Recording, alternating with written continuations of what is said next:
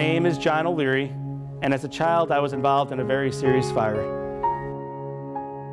He, at 9 years old, decided to do a little science experiment mixing fire and gasoline. He rolled up newspaper, lit it, walked to the garage. He laid the paper onto the floor. He was going to pour the gas onto the paper, and the explosion happened. And of course, John is on fire now. His brother just tackles him, rolls him to the ground.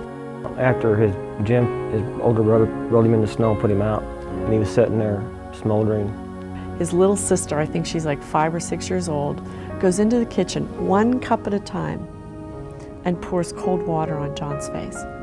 Pours it, runs back, gets more, pours it, runs back, gets more. He made a choice right there then that he was going to live. Part of the story I remember the most is his rehabilitation.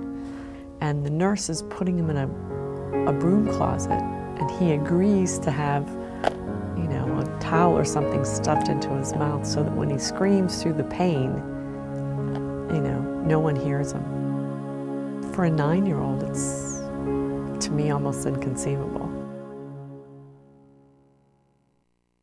Why in one day would we choose death, and in the second day we celebrate life?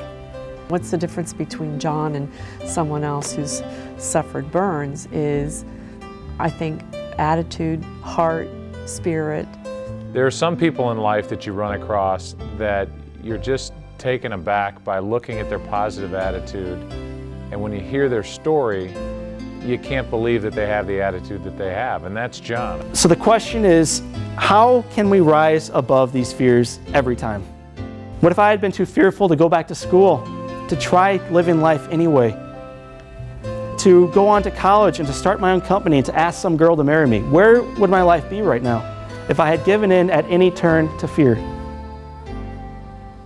And what about you in your own life? It's almost like he's talking directly to you versus to an audience. He's telling you his story, but also giving you a sense of how this can be applicable to your life, to your circumstance, regardless of what it is. My intention is to prove to you that whatever it is in life that you want to achieve, wherever you want to go, whatever relationships that you want to grow and foster, you can do it. And tension is the key to this.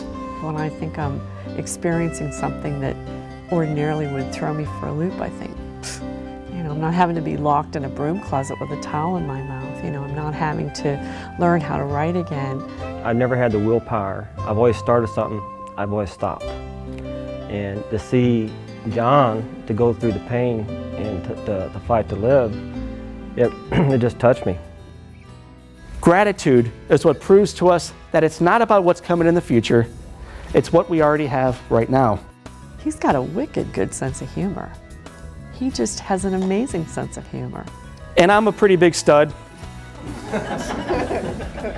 I don't need to tell you that.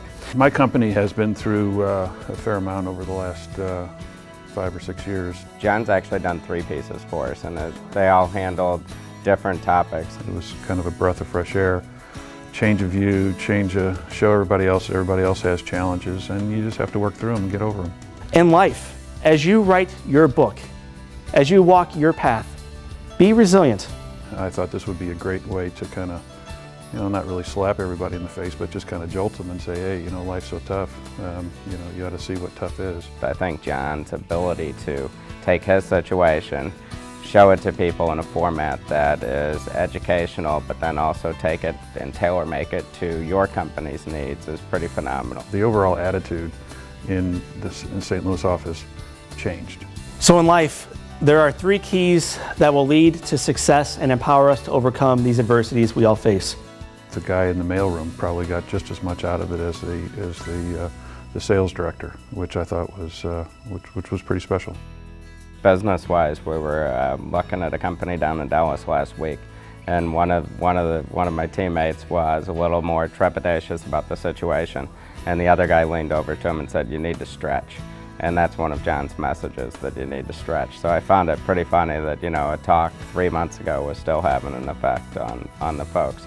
Character is what separates everyone in this room from everyone else.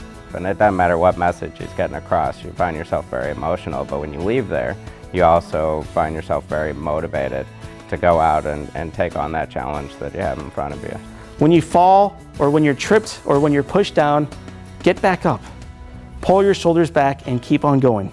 I think any CEO would be doing a big disgrace if they didn't bring in John as a resource to sort of motivate his team. If my dad were sitting here today, he would tell you that he is more proud of John than probably anybody he's ever come across in his life. I could not use my hands at all to write, and Jack Buck learned of this and sent me a baseball in the mail. It was signed by Ozzie Smith, and it came with a note that said, "Kid, if you want a second baseball, send a thank you note to the guy who sent the first one." I used both hands to write this really awkward note, and they mailed it off to Ozzie Smith. About 4 days later, a second ball came in, and the note on this one said, "Kid, if you want a third baseball, send a thank you note to the guy who signed the second one." And now as I look around my house, I see over 60 baseballs sent that summer by Jack Buck, slowly teaching me how to write again.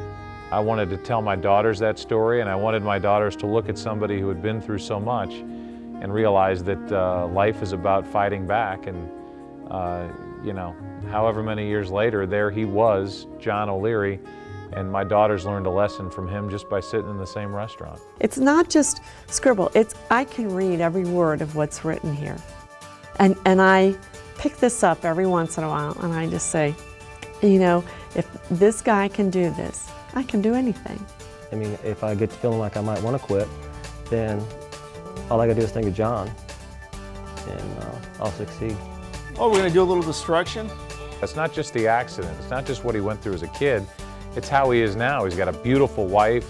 It's all come full circle. You know, this was a kid who was given less than 1% chance to live when he had his accident, and needed inspiration, got inspiration, understands what inspiration is all about personally, and can give inspiration. What I took away from it is there's never a reason for me to think I'm having a bad day. He shows no matter what, don't ever give up. After hearing John speak, there's no goal that I can't accomplish. I think when you hear the story and you see the person and you see the attitude that he has toward life, I couldn't personally think of anybody that I'd rather listen to.